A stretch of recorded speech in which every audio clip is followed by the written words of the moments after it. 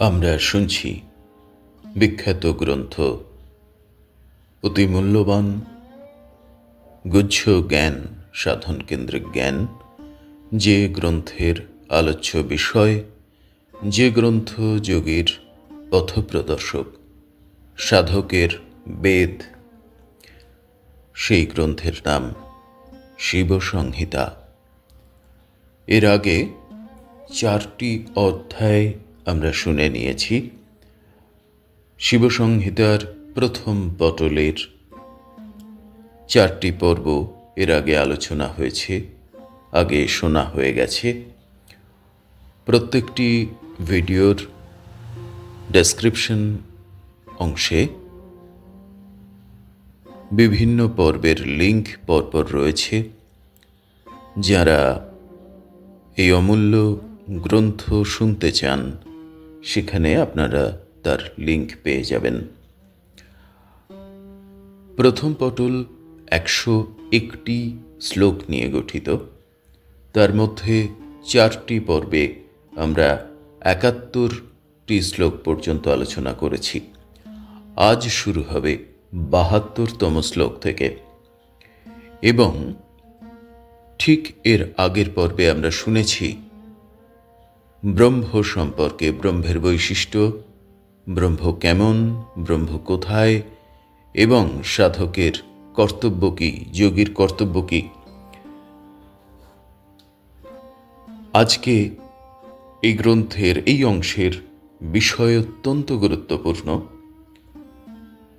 তা হল সেই পরম সত্য, চিরকালীন, একমাত্র বিদ্যা বা জ্ঞান থেকে, অর্থাৎ ব্রহ্ম থেকে, সচ্চিদানন্দ থেকে, পরম ব্রহ্ম থেকে কিভাবে অবিদ্যারূপী প্রকৃতি তৈরি হচ্ছে, এবং সেই প্রকৃতি থেকে পরপর কিভাবে পঞ্চতত্ত্ব তৈরি হচ্ছে, তার রহস্যময় অতি গোপন কথা, অতি মহামূল্যবান জ্ঞান আলোচিত হবে আজকের এই পাঠে।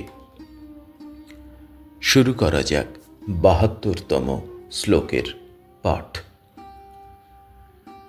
সেই পরম পুরুষ প্রথমত সংকল্প করেন, এবং সেই সংকল্প হইতেই প্রজাসমূহ সমুৎপন্ন হয়। এই সংকল্পের অপর নাম অবিদ্যা। অবিদ্যাই সৃষ্টির হেতু, সেই জন্য ইহা মিথ্যা স্বভাবা বলিয়া কথিত। অর্থাৎ সেই পরম পুরুষ কাকে বলা হচ্ছে? না, পরম ব্রহ্ম, যাকে আমরা খুব পরিচিত শব্দে শিব রূপে ব্যবহার করি। সেই পরম পুরুষ প্রথমে যখন একা, অদ্বিতীয়, সেই অবস্থায় তিনি সংকল্প করেন, অর্থাৎ মনে মনে তার একটা সংকল্প তৈরি হয়, আর সেই ইচ্ছা বা সংকল্প থেকেই প্রজা সমুৎপন্ন হয়, প্রজা উৎপন্ন হয়। এখানে বুঝতে হবে, প্রজা মানে কিন্তু এই একজন রাজার যেরকম প্রজা থাকে এরকম নয়। প্রজা মানে অন্যান্য উপকরণ, অন্যান্য অস্তিত্বের সৃষ্টি। সেই প্রজাই দ্বৈত স্বরূপ, অর্থাৎ আরও বিভিন্ন সত্তা। এতদিন পর্যন্ত এই সংকল্পের আগে, পরম পুরুষের এই সংকল্পের আগে তিনি ছিলেন এক এবং অদ্বিতীয়। আর এই সংকল্পকে বলা হচ্ছে অবিদ্যা। অবিদ্যা মানে হচ্ছে যা বিদ্যা নয়। বিদ্যাকে না, বিদ্যা একমাত্র পরমাত্মা, পরম ব্রহ্ম। তাহলে অবিদ্যা হচ্ছে ব্রহ্মের সংকল্প বা ইচ্ছাকেই অবিদ্যা বলা হচ্ছে। আর এই সংকল্প যেই পরম ব্রহ্ম করলেন, অর্থাৎ এই অবিদ্যারূপী ইচ্ছা বা সংকল্প, সেখান থেকে সৃষ্টি হচ্ছে। সেই অবিদ্যাই সৃষ্টির হেতু। এই যে অবিদ্যা তৈরি হলো, সেই অবিদ্যাই কিন্তু সৃষ্টির সমস্ত পরবর্তী সৃষ্টির কারণ, হেতু মানে কারণ, এবং সেই জন্য ইহা মিথ্যা স্বভাবা বলিয়া কথিত। আর তাই অবিদ্যাকে মিথ্যা বলা হচ্ছে, তার কারণ অবিদ্যা থেকেই পরবর্তী সমস্ত সৃষ্টি তৈরি হচ্ছে। তাহলে অবিদ্যা কোথা থেকে সৃষ্টি হচ্ছে? অবিদ্যা সৃষ্টি হচ্ছে বিদ্যা অর্থাৎ পরম ব্রহ্মের সংকল্প বা ইচ্ছা থেকে। আর যেই এই অবিদ্যা তৈরি হলো, তখন থেকেই তার পরবর্তী সমস্ত কিছু অর্থাৎ যা কিছু প্রকৃতি এবং আমাদের এই অস্তিত্ব, তার সবই সৃষ্টি হচ্ছে। তাই অবিদ্যা থেকে সৃষ্ট বলেই, একমাত্র ব্রহ্ম ছাড়া বাকি সবই অবিদ্যা থেকে সৃষ্ট, এই কারণেই একে মিথ্যা স্বভাবা বলা হচ্ছে, অর্থাৎ এর স্বভাব মিথ্যে। এখানে সত্য মিথ্যে সাধারণ মানুষের সত্য মিথ্যে হিসেবে ধরলে চলবে না। এখানে সত্য হচ্ছেন এক এবং অদ্বিতীয়, তিনি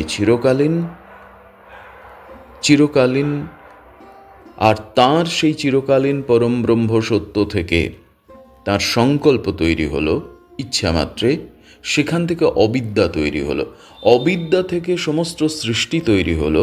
এবার এই সৃষ্টিগুলো নিশ্চয়ই আমরা সকলেই সাধারণ বুদ্ধিতে জানি যে এই সৃষ্টিগুলো চিরকালীন নয়। অর্থাৎ আজকে আমার যে বাড়িটি তৈরি হলো, আজ থেকে 500 বছর আগে সেটা ছিল না, বা 200 বছর পরে সেটা থাকবে না। আজকে দ্বারকানগরী যা সমুদ্রের নিচে, তা একটা সময়ে ছিল না, তারপরে তৈরি হলো, তারপরে ধ্বংস হলো। অর্থাৎ এই যে চিরকালীনতার যাত্রায় বা মাত্রায় কোনো সৃষ্টি দাঁড়াতে পারে না, ধ্বংস হয়। সেই কারণে মিথ্যা স্বভাবা বলা হচ্ছে, অর্থাৎ যা চিরকালীন নয় তা সত্য নয়, তাই তার উল্টো মিথ্যে। এই জন্য সমস্ত সৃষ্টি মিথ্যা স্বভাবা। আমরা যারা রয়েছি মানুষ হিসেবে বা পশু হিসেবে বা আরও বিভিন্ন রকম প্রাণী রূপে, উদ্ভিদ রূপে, লতাগুল্ম রূপে, এরা প্রত্যেকেই সৃষ্টি হয়েছে, জন্মাচ্ছে এবং মারা যাচ্ছে। তাই আমরা শরীরটাকে যখন আমি হিসেবে ভাবি, তখন সেই আমিত্ব এবং শরীরত্বটাকেই মিথ্যে বলা হচ্ছে। তাই এই মিথ্যা তৈরি হচ্ছে অবিদ্যা থেকে। তাই বলা হচ্ছে যে অবিদ্যাই সৃষ্টির হেতু, অর্থাৎ সর্বসৃষ্টির কারণ। বিদ্যার অর্থাৎ ব্র্যাকেটে শক্তির সহিত নির্গুণ ব্রহ্মের সম্বন্ধ হইলে ব্রহ্মই প্রকৃতিরূপে পরিণত হইয়া থাকেন। অর্থাৎ যখন জ্ঞান, এখানে বিদ্যা বলতে বুঝতে হবে শক্তি, জ্ঞান, সেই তার সাথে নির্গুণ ব্রহ্মের সম্বন্ধ হইলে ব্রহ্মই প্রকৃতিরূপে পরিণত হইয়া থাকেন। এখানে না বিদ্যার হয়তো এটা ভুল আছে, এটা অবিদ্যার হবে। অবিদ্যার সঙ্গে নির্গুণ ব্রহ্মের সম্বন্ধ হইলে তবেই কিন্তু পারম্পর্যে সত্যতা রক্ষিত হয়। যে যা তৈরি হলো তাই শক্তি, তাহলে এই শক্তি অবিদ্যা, এই শক্তির সঙ্গে নির্গুণ ব্রহ্ম যদি সংযুক্ত হয়, তবেই ব্রহ্মই প্রকৃতিরূপে পরিণত হইয়া থাকেন। তাহলে এই প্রকৃতির মধ্যেই ব্রহ্ম থাকছেন। যখন প্রকৃতির সঙ্গে, শক্তির সঙ্গে নির্গুণ ব্রহ্ম সংযুক্ত হলেন, তখন স্বয়ং ব্রহ্মই প্রকৃতিরূপে পরিণত হয়েছেন। কেহ কেহ এই বিদ্যা বা শক্তিকে ব্রহ্মের ইচ্ছা বলিয়া নির্দেশ করেন।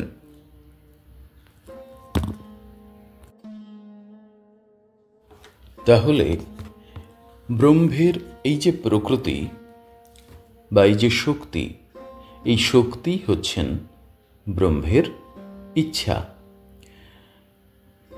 এই অবিদ্যাময় পুরুষ হইতে পরম্পরা সম্বন্ধে আকাশের উৎপত্তি। আর এই যে ইচ্ছা বা শক্তি তৈরি হলো, এই যে প্রকৃতি তৈরি হলো, এই প্রকৃতি যা কিনা ব্রহ্মের ইচ্ছা, অর্থাৎ যার সাথে স্বয়ং ব্রহ্ম আছেন, কিন্তু মনে রাখতে হবে ব্রহ্ম কিন্তু সংলগ্ন নন। ব্রহ্ম আছেন কিন্তু ব্রহ্ম আসক্ত নন। ব্রহ্ম সংলগ্ন আছেন মাত্র। ব্রহ্ম এই প্রকৃতি বা এই শক্তির সঙ্গে আছেন, অর্থাৎ যাকে আমরা ইচ্ছা বলে মনে করছি, সেই রকম জায়গা থেকে সেই যে প্রকৃতি তৈরি হলো, সেই অবিদ্যাময় পুরুষ হইতে পরম্পরাক সম্বন্ধে আকাশের উৎপত্তি। তাহলে প্রথম প্রকৃতি থেকে, বা যাকে বলা হচ্ছে অবিদ্যাময় পুরুষ, এই গ্রন্থে সেইভাবে বলা হচ্ছে, সেই অবিদ্যাময় পুরুষ হইতে প্রকৃতি থেকে প্রথম তৈরি হচ্ছে আকাশ। আকাশ হইতে বায়ু, বায়ু হইতে তেজ, তেজ হইতে জল, এবং জল হইতে ক্ষিতির উদ্ভব হইতেছে। অর্থাৎ পরম্পরা ক্রমে আমরা দেখতে পাচ্ছি এই যে আমাদের চারদিকে আমরা জল, হাওয়া, আগুন এবং মাটি, আকাশ দেখতে পাচ্ছি, সেটা কিভাবে কোথা থেকে পরস্পর তৈরি হচ্ছে তার রহস্যটা এখানে দেওয়া আছে। অর্থাৎ বলা হচ্ছে যে প্রথমে আকাশ তৈরি হলো, তারপরে আকাশ থেকে বায়ু তৈরি হলো, অর্থাৎ শূন্যতা, শূন্যতার পরে বায়ু, বায়ু থেকে তেজ তৈরি হলো, যাকে আমরা পরবর্তী সময়ে অগ্নি হিসেবে দেখব। অর্থাৎ তেজ তৈরি হলো, তেজ থেকে জল তৈরি হলো, আর জল থেকে ক্ষিতি, বা যাকে আমরা বলছি পৃথিবী তত্ত্ব। শুধু এই পৃথিবী নয়, আমাদের এই পৃথিবী নয়, যে কোনো নক্ষত্রমণ্ডলীর ভূমি, যাকে আমরা ক্ষিতি তত্ত্ব বলতে পারি, তো সেই ভূমি বা ক্ষিতি তৈরি হলো। তারপরে বলা হচ্ছে ৭৪ নম্বর শ্লোকে, এইরূপ কল্পনা ভ্রমমূলক। ভ্রমমূলক সেটার আবার ব্যাখ্যা দেওয়া হচ্ছে কীরকম, যে প্রকৃতপক্ষে সৎ স্বরূপ ব্রহ্মেই এই সকল কল্পিত হয়। বস্তুত সৃষ্ট বস্তুসমূহের স্বতন্ত্র সত্তা নেই, সকলেই সেই ব্রহ্মের বিকার মাত্র।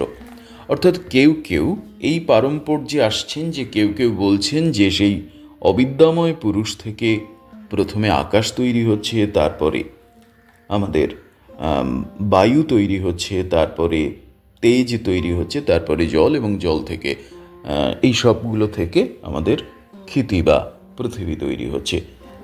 এইটা কারুর কারুর মতামত। আবার কেউ কেউ বলছেন এই সিদ্ধান্ত ভ্রমমূলক, অর্থাৎ এটার মধ্যে সত্যতা নেই, ভ্রান্তি উৎপন্ন করতে পারে, ভুল তৈরি করতে পারে। কারণ তারা বলছেন যে প্রকৃতপক্ষে সৎস্বরূপ ব্রহ্মেই, অর্থাৎ একমাত্র ব্রহ্মেই এই সকল কল্পিত হয়। অর্থাৎ এগুলো ব্রহ্মকে কেন্দ্র করেই কল্পিত হয়, মাত্র কল্পনা মাত্র। বস্তুত সৃষ্ট বস্তুসমূহের স্বতন্ত্র সত্তা নেই, সকলেই ব্রহ্মের বিকার মাত্র। অর্থাৎ সৃষ্ট বস্তুসমূহ, এই যে পঞ্চতত্ত্ব এবং প্রকৃতি তৈরি হলো, এটার মধ্যে এদের আলাদা করে কোনো সত্তাই নেই। এটি আসলে ব্রহ্মেরই বিকার মাত্র। এই যে ব্রহ্মের সংকল্প হয়েছিল এক সময়ে বা ইচ্ছা হয়েছিল, তারই পারম্পর্যে ব্রহ্মের বিকার মাত্র এই পঞ্চতত্ত্ব এবং প্রকৃতি। এইভাবে জ্ঞানকে অতিগুচ্ছভাবে অতি সূক্ষ্মতার সঙ্গে এই সমস্ত গ্রন্থ ব্যাখ্যা করেছেন, এবং এই সমস্ত ব্যাখ্যা বা আলোচনা বা চর্চা একমাত্র অতি জ্ঞানসম্পন্ন সাধকই এইগুলো সম্পর্কে ধ্যান দিতে পারেন, এগুলো সম্পর্কে আগ্রহী হতে পারেন। পরের শ্লোকে যাওয়া যাক, ৭৫ নম্বর শ্লোকে। ফলত আকাশ হইতে বায়ু, আকাশ সহকৃত বায়ু হইতে তেজ, আকাশ বায়ু সহকৃত তেজ হইতে জল, এবং আকাশ বায়ুতে জল সহকৃত জল হইতে পৃথিবী উৎপন্ন হয়। আর যারা ওই কেউ কেউ এটাকে ভ্রমমূলক বলছেন, আবার যে সূত্র ছিল যে প্রকৃতি থেকে কিভাবে আকাশ থেকে ক্ষিতি বা পৃথিবী তৈরি হচ্ছে, সেই আলোচনার সূত্র ধরে বলা হচ্ছে যে তাহলে দেখা যাচ্ছে কি আকাশ থেকে বায়ু তৈরি হচ্ছে, আকাশ আর বায়ু একসাথে মিশে তৈরি হচ্ছে তেজ, আকাশ বায়ু তেজ একসাথে মিশে তৈরি হচ্ছে জল, আর আকাশ বায়ু তেজ জল এই চারটির সহযোগে বা সম্মিলনে বা যুক্ত হয়ে তৈরি হচ্ছে পৃথিবী। শব্দ এর পরে আসছে যে এই যে সত্তাগুলো তৈরি হলো, অস্তিত্বের এই যে বলয়গুলো তৈরি হলো, এগুলোর লক্ষণ বা বৈশিষ্ট্য কি, অর্থাৎ আকাশের লক্ষণ কি, জলের লক্ষণ কি, রূপের লক্ষণ কি, এই সমস্ত কিছু শোনা যাক। শব্দ গগনের লক্ষণ, অর্থাৎ আকাশের লক্ষণ হচ্ছে শব্দ, অর্থাৎ শব্দ তৈরি হলো। স্পর্শ চপল অনিলের লক্ষণ, অর্থাৎ স্পর্শ হচ্ছে আগুনের লক্ষণ। রূপ তেজের লক্ষণ, অর্থাৎ রূপ তেজের লক্ষণ, অর্থাৎ আমরা যে দেখতে পাচ্ছি তার মূল কারণ কিন্তু তেজ, তাই তেজের লক্ষণ বা বৈশিষ্ট্য হচ্ছে রূপ। সলিল রসের লক্ষণ, সলিল মানে হচ্ছে জল, জলের বৈশিষ্ট্য কি না রস। এবং গন্ধ ক্ষিতির লক্ষণ, অর্থাৎ ক্ষিতি তত্ত্ব বা পৃথিবী তত্ত্বের বৈশিষ্ট্য কি না গন্ধ। এই পঞ্চভূতের যে বিশেষ পঞ্চলক্ষণোক্ত হইল, কোন রূপেই তাহার অন্যথা হয় না। তাহলে দেখলাম পাঁচটি ভূত অর্থাৎ পঞ্চভূত, তার আবার পঞ্চলক্ষণ আছে। শাস্ত্রে নিরূপিত হইয়াছে যে কার্যে কারণ গুণের স্ফূর্তি হইয়া থাকে। আর শাস্ত্র কি বলে না,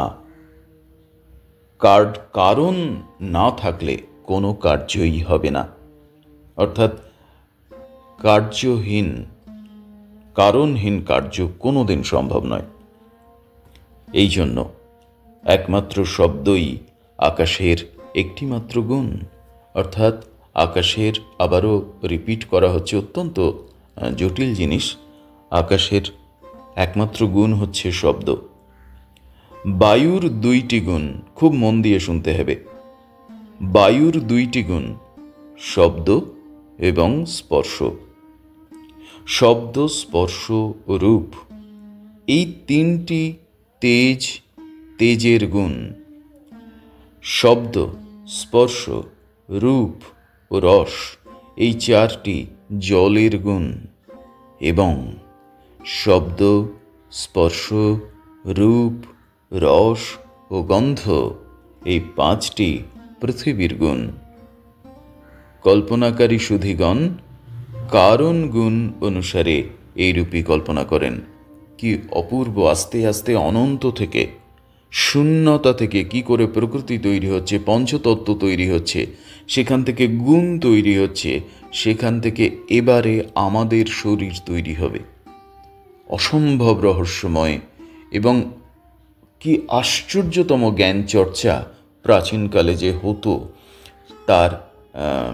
তার বাস্তব উদাহরণ এই সমস্ত গ্রন্থগুলো।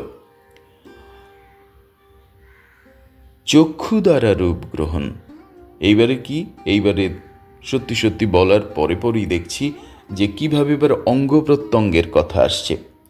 চক্ষু দ্বারা রূপ গ্রহণ, অর্থাৎ আমরা দেখতে পাই, এবারে পঞ্চ ইন্দ্রিয়ের কথা আসছে, আমরা দেখতে পাই বিভিন্ন রূপ কোন ইন্দ্রিয়ের মাধ্যমে? চক্ষু বা চোখ। নাসিকা দ্বারা গন্ধ গ্রহণ, অর্থাৎ নাক দিয়ে আমরা গন্ধ গ্রহণ করতে পারি। রসনা দ্বারা রস গ্রহণ, রসনা মানে জিহ্বা দিয়ে আমরা বিভিন্ন জিনিসের রসাস্বাদন বুঝতে পারি। ত্বক দ্বারা অর্থাৎ ত্বগিন্দ্রিয় বা ত্বক বা চামড়া দ্বারা স্পর্শ গ্রহণ, চামড়া দিয়ে আমরা স্পর্শ বুঝতে পারি, এবং শ্রবণ দ্বারা শব্দ গ্রহণ হয়, এবং শ্রবণ ইন্দ্রিয় দিয়ে আমরা শব্দ বুঝতে পারি। অর্থাৎ পঞ্চ ইন্দ্রিয় দ্বারা এই পঞ্চ বিষয় উপলব্ধি হইয়া থাকে, কদাচ ইহার অন্যথা হয় না। খুব সহজ করে বললে, পাঁচটি ইন্দ্রিয় দিয়ে আমরা পঞ্চতত্ত্বের যে লক্ষণ, সেই লক্ষণগুলো বুঝতে পারি। জগতের অস্তিত্ব কল্পনা করিলেই বুঝিতে হইবে যে একমাত্র চিৎ স্বরূপ ব্রহ্ম হইতেই এই চরাচর ব্রহ্মাণ্ডের সৃষ্টি হইয়াছে। পরন্তু জগতের অস্তিত্ব অস্বীকার করিলে ইহাই প্রতীয়মান হয় যে সেই একমাত্র চিন্ময় ব্রহ্মই বিদ্যমান আছেন, অন্য কিছুই নাই। এখানে একটু স্ববিরোধিতা লাগতে পারে। বলা হচ্ছে যে এত আলোচনার পরে আমরা বুঝতে পারলাম যে জগতের অস্তিত্ব কল্পনা করলেই বুঝতে হবে যে একমাত্র চিৎস্বরূপ ব্রহ্ম হইতেই, অর্থাৎ সেই পরমতম চিরকালীন সত্য ব্রহ্ম থেকেই আমাদের চারপাশের এই চরাচর ব্রহ্মাণ্ড, অর্থাৎ যা কিছু অস্তিত্ব তা সব সৃষ্টি হয়েছে, যা দেখতে পাচ্ছি বা বুঝতে পারছি। পরন্তু জগতের অস্তিত্ব অস্বীকার করলে, অর্থাৎ জগতের অস্তিত্বকে আমরা যদি বিচার করতে চাই, তাহলে বিচার করলেই দেখতে পাবো যে তারা চিরকালীন নয়। তাই এই জ্ঞানে আমরা যেতে পারি যে একমাত্র চিন্ময় ব্রহ্মই আছেন, বাকি সবই কিন্তু নেই। কারণ এই মুহূর্তে আছে, এই মুহূর্তে নেই মানে তো নেই। আজকে যে বটগাছটি আমার বাড়ির সামনে আমি দেখছি, সেটি যদি গত 100 বছরে তৈরি হয়ে থাকে, তাহলে আমার বাবা তার বাবার আগে সেই গাছটি ছিল না। তার মানে আজ থেকে 3 পুরুষ আগে সেই গাছটির অস্তিত্বই ছিল না। তাকে আজকে আমি বলছি সেই বট গাছটি আছে, বা আজ থেকে 100 বছর বাদে গাছটি হয়তো থাকবে না, তখন আরও 3টি পুরুষ বাদে এসে জানবে না গাছ বলে এখানে কিছু নেই। তার মানে বলা হচ্ছে যে এই জগৎ যেহেতু পরিবর্তনশীল, তাই একমাত্র চিন্ময় ব্রহ্মই আছেন, আর বাকি কিচ্ছুটি নেই। এইভাবে একটা জ্ঞান এবং যুক্তির পারম্পর্যে পরমতম জ্ঞান বা ব্রহ্ম সত্যে গিয়ে পৌঁছচ্ছেন সাধক বা জ্ঞানী। প্রলয়কালে ধরা বিশীর্ণা হইলে জলে বিলীন হয়, এবং জল তেজে, তেজ বায়ুতে, বায়ু গগনে, গগন অবিদ্যাতে ও অবিদ্যা সেই পরম ব্রহ্মে লয় পাইয়া থাকেন। কি আশ্চর্য জ্ঞানের পরম্পরা! কিভাবে মহাশূন্যতা অথচ পরমতম পূর্ণের বীজ যার মধ্যে আছে, সেই পরম ব্রহ্মের থেকে কিভাবে আমাদের জল বায়ু অগ্নি তৈরি হলো, সেইখান থেকে সেই সৃষ্টির কথা বলা হলো, আর দুটো বাক্যে আবার ধ্বংসের কথা বলে একেবারে শূন্যতায় চলে গেল। অর্থাৎ যখন প্রলয় হয়, তখন সমস্ত কিছু প্রলয় হয়।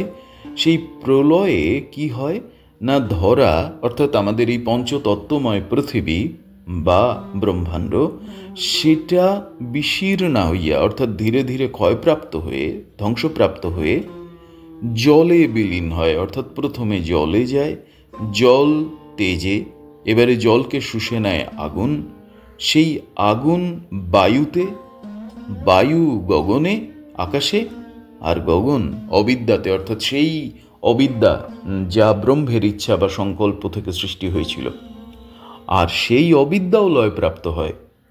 তখন গিয়ে একমাত্র পরম ব্রহ্ম অবস্থান করেন। কিন্তু তিনি কেমন করে অবস্থান করছেন, কিভাবে, কোথায় আছেন, এইটা বলার জন্য, দেখার জন্য, বোঝার জন্য, উপলব্ধি করার জন্য জগৎ সংসারে আর কোনো কিছুই অবস্থিত থাকে না। তাই বলা হচ্ছে যে সমস্ত সৃষ্টি এবং আমাদের অবাং মানসগোচর হচ্ছেন স্বয়ং পরম ব্রহ্ম। কারণ তিনি কেমন, এটা বলার মতো আর কেউই থাকে না, কিছুই থাকে না। তাই কিভাবে আবার সমস্ত ধ্বংসের মধ্যে সব লয়প্রাপ্ত হয়ে পরম ব্রহ্মে চলে যাচ্ছে, সেই আশ্চর্য গহনতম পথ এখানে বলা হলো। সত্য, রজ ও তম এই ত্রিগুণময়ী মায়া স্বরূপত জড়রূপিণী, দুঃখরূপিণী ও দুরন্তা। এবারে পঞ্চতত্ত্ব হলো, পঞ্চতত্ত্বের বৈশিষ্ট্য হলো, পঞ্চেন্দ্রিয় হলো, এবারে গুণের কথা হচ্ছে। অর্থাৎ কিভাবে আস্তে আস্তে আমরা কি বুঝতে পারছি যে আমাদের সৃষ্টি, আমাদের এই দেহতত্ত্বের দিকে টেনে নিয়ে যাচ্ছে এই পরমতম গ্রন্থ, যা জানলে একজন যোগী নিজেই এই প্রকৃতিকে বিলীন করতে পারেন, আবার নিজেই সৃষ্টি করতে পারেন। সেই আশ্চর্যতম ক্ষমতা যোগী লাভ করতে পারেন। বা যোগী মানে শুধুমাত্র যিনি যোগ সাধনা করছেন তা নয়, সাধনা মানেই আসলে যোগ, একের সঙ্গে অন্যের, অর্থাৎ জীবাত্মার সঙ্গে পরমাত্মার। তো স্থূলত্ব থেকে পেরিয়ে পেরিয়ে পেরিয়ে পেরিয়ে সূক্ষ্মতার সঙ্গে যোগ। তো সাধক মাত্রই সেই পথে যেতে শুরু করেন। তো কি বলছে? ধীরে ধীরে সত্য, রজ ও তম এই ত্রিগুণময়ী মায়া, এই তিনটে গুণ তৈরি হলো মায়ার মধ্যে, বা আছে এই তিনটে গুণ। সেই মায়া স্বরূপত কেমন? সেই মায়া আসলে কেমন? জড়রূপিণী, দুঃখরূপিণী ও দুরন্তা, তিনটে বৈশিষ্ট্য বলা হলো। জড়রূপিণী কেন না? মায়াকে আমরা অনুভব করছি, বা মায়া যে আছে তা বিভিন্ন বস্তুতে প্রকাশিত, বা বিভিন্ন বস্তু তিনি সৃষ্টি করছেন। আজকে একরকম সৃষ্টি করছেন, কালকে আরেক রকম শেপ দিচ্ছেন। আজকে একটা মাটির তাল নিয়ে তিনি একটা হাঁড়ি তৈরি করলেন, পরের দিন আবার সেই মাটি ভেঙে তিনি বাটি তৈরি করলেন, গিলাস তৈরি করলেন, কি তিনি আবার একটা থালা তৈরি করলেন। তাই বলছেন যে এই যে জড় বস্তুগুলোকে আমরা দেখছি, এই সমস্ত মায়া থেকে তৈরি হচ্ছে। তাই বলা হচ্ছে জড়রূপিণী, দুঃখরূপিণী। কেন দুঃখরূপিণী? তার কারণ এই যে প্রতি মুহূর্ত একটা করে মূর্তি তৈরি হচ্ছে, যদি সেটাকে সজীব হিসেবে দেখি, এক একটা জন্ম হিসেবে দেখি, তাহলে তো সে জন্মাচ্ছে আবার তাকে মেরে ফেলছে। আর এই মেরে জন্মানো এবং মেরে ফেলার ফলে তৈরি হচ্ছে দুঃখ। তাই দুঃখরূপিণী। যেহেতু পরিবর্তনশীল, আর আমরা সেই জ্ঞান যেহেতু অর্জন করতে পারছি না, যে যা জন্মেছে, আজকে আমার যে সন্তানটি বা শাবকটি বা যাই হোক না কেন জন্মেছে, সে পরের দিন মরে যাবে। বা আমি যে জন্ম দিয়েছি, আমি আমার মতো করে তাকে গড়ে তুলছি, আমি পরের দিন মরে যাব। সে কেমন হবে তাকে দেখার মতো অবস্থায় আমি থাকবো না। তো এই জ্ঞানটা যখন হচ্ছে না, আমি যখন আমিত্বকে বা আমার জ্ঞানকে কোনো জড় শরীর বা বস্তু বা বিষয় বা সম্পর্কের উপরে আরোপিত করছি, তখন মায়া তৈরি হচ্ছে, সেখান থেকে দুঃখ তৈরি হচ্ছে। কারণ যা আরোপিত করছি তত থাকবে না, কারণ তা চিরকালীন নয়। তাই দুঃখরূপিণী। আর কি? দুরন্তা। দুরন্তা মানে কি? আমরা শব্দটাকে বলি দুরন্ত। দুরন্ত মানে কি? এক জায়গায় চুপ করে বসে থাকে না। তো মায়া দুরন্তা কেন? আজকে একরকম তৈরি করছে, পরের দিন আরেক রকম তৈরি করছে। আজকে একরকম সৃষ্টি করছে, পরের দিন আরেক রকম ভেঙে ফেলছে, সেটাকেই ভেঙে অন্য কিছু গড়ে দিচ্ছে। ঠিক ব্যাপারটা এই দুরন্তার মতো। এই জন্যে দুরন্তা, এই তিনটে বৈশিষ্ট্য মায়ার বলা হলো। এই মায়ায় বিক্ষেপ শক্তি ও আবরণ শক্তি নামে দুইটি শক্তি আছে। যে শক্তি সত্যস্বরূপ ব্রহ্মে জগৎ আভাসিত করিতেছে তাহার নাম বিক্ষেপ শক্তি, এবং যে শক্তি সত্যস্বরূপ ব্রহ্মকে আবৃত করিয়া রাখে তাহার নাম আবরণ শক্তি। অতি অতি মূল্যবান দুটি শব্দ। একটা হচ্ছে বিক্ষেপ শক্তি, আর একটি হচ্ছে আবরণ শক্তি। এই দুটি শক্তি কার? না মায়ার। বিক্ষেপ শক্তি কি না? বিক্ষেপ শক্তি হচ্ছে কাউকে কাউকে তিনি বোঝাচ্ছেন যে দেখো দেখো দেখো, এই যে আমি বলে তুমি যা মনে করছো, তার মধ্যে আসলে তুমি নয়, আসলে চিরকালীন। এই যে চিরকালীনকে না পরম ব্রহ্ম। তাহলে এই পরম ব্রহ্মকে, সত্যকে, সত্যস্বরূপ পরম চিরকালীন পরম ব্রহ্মকে মায়া আভাসিত করছেন, মায়া মাঝে মাঝে আভাস তুলছেন, একটা ছাপ তুলে দিচ্ছেন হঠাৎ হঠাৎ করে। এই যে ছাপ তুলে দিচ্ছেন, এই কারণে তাকে, তার মায়ার রয়েছে কি বিক্ষেপ শক্তি, অর্থাৎ আভাসিত করছেন, প্রকাশিত করছেন আবছা করে মাঝে মাঝে, যে আমার মধ্যে কিন্তু স্বয়ং পরম ব্রহ্মস্বরূপ রয়েছে, তাই তার বিক্ষেপ শক্তি আছে। সঙ্গে সঙ্গে তিনি কি করছেন? সঙ্গে সঙ্গে করছেন যে আবরণ শক্তি। আবরণ শক্তি মানে কি? যদি বলা হয় যে এইটি সত্য, তাহলে তো সঙ্গে সঙ্গেই আমরা সকলে মিথ্যে ফেলে দিয়ে সত্যের দিকে যাব। কিন্তু যাতে না হয়, আর তা যদি চলে যায়, সঙ্গে সঙ্গে সকলেই সত্যের দিকে যেতে চায়। আমি যদি খুব বাচ্চা একটি শিশু হই, আমি যদি শিশু হই, এবারে আমার সামনে যদি দুটি মূর্তি থাকে, দুটি সত্তা আছে, দুটি মূর্তি রাখা হয়েছে, আমার মায়ের মূর্তি, যেখানে গেলে আমি আশ্রয় পাবো, যেখানে গেলে আমি আমার প্রাণ ধারণ করতে পারবো খেয়ে, আমি নিরাশ্রয় এবং আমি লালিত পালিত হব। তো আমার সামনে দুটো যদি একই রকম মূর্তি রাখা হয়, একটা যদি মায়ের হুবহু রোবট রাখা হয় আর মা দাঁড়িয়ে থাকেন, কেউ নড়ন চড়ন নেই কারুর, দূর থেকে, তখন কিন্তু আমরা ভ্রান্তিতে কখনো কখনো মা রূপিণী রোবটের দিকেই চলে যেতে পারি, অর্থাৎ মিথ্যের দিকেই। সেখানে যখন হাঁক পাঁক করে চলে যাওয়া হলো, তারপরে বুঝলাম না, এখানে আমি আমার প্রাণদায়ী খাবার পাবো না, আমাকে আদর করবে না, আমাকে বাঁচাবে না কেউ। সেই কারণে তখন ওই ধাক্কা খেতে খেতে মরণের দিকে যেতে যেতে, যন্ত্রণা পেতে পেতে, সে তখন ওটাকে ছেড়ে কাঁদতে কাঁদতে যেমন করে হোক, লুটিয়ে পাটিয়ে হোক, পাশের জ্যান্ত মূর্তির কাছে যাবে। তো যদি জীবন্ত মা তাকে গ্রহণ না করেন, যদি সেই রকম একটি পরীক্ষার সামনে আমাদের ফেলা হয়, তাহলে এই যে দুটো মূর্তি রাখা হলো বা অনেকগুলো মূর্তি রাখা হলো, এটাকে বলা হচ্ছে প্রকৃতির আবরণ শক্তি। অর্থাৎ প্রকৃতি স্বয়ং পরম সত্তা বা ব্রহ্ম বা স্বয়ং জ্ঞানকে, যা কিছু সত্য, তাকে তিনি আবরণ করে রেখেছেন, আবরিত করে রেখেছেন সাধারণের চোখে, অর্থাৎ ঢেকে রেখেছেন। তাই তার আর এক নাম, তার আর এক শক্তি বা বৈশিষ্ট্য হচ্ছে আবরণ শক্তি। এরপরে খুবই কঠিন জিনিস, এরপরে মায়া বা প্রকৃতির আরও বৈশিষ্ট্য বলা হচ্ছে। এই অজ্ঞান রূপা মায়া আবরণ শক্তি দিয়া বিকারবিহীন নিরঞ্জন ব্রহ্মকে আচ্ছন্ন করিয়া বিক্ষেপ শক্তি বলে তাহাকেই জগৎ আকারে প্রদর্শন করিয়া থাকেন। এই শ্লোকটির ব্যাখ্যা করেই আজকের আলোচনা এখানে সমাপ্ত করা যেতে পারে। বলছে মায়া, অজ্ঞান রূপা মায়া। অজ্ঞান রূপা মায়া মানে হচ্ছে অজ্ঞান, যিনি অজ্ঞানকেই প্রকাশ করছেন। কেন অজ্ঞানকে প্রকাশ করছেন? না, তিনি, তার মধ্যে ব্রহ্মের আভাস আছে, অর্থাৎ ব্রহ্মের আভাস মানে তিনি তো আসলে ব্রহ্ম থেকেই জাত, অবিদ্যা থেকেই জাত, ব্রহ্মের ইচ্ছা থেকে জাত। ফলে তিনি স্বয়ং ব্রহ্ম থেকেই আসছেন পরম্পরাক্রমে। কিন্তু তিনি যে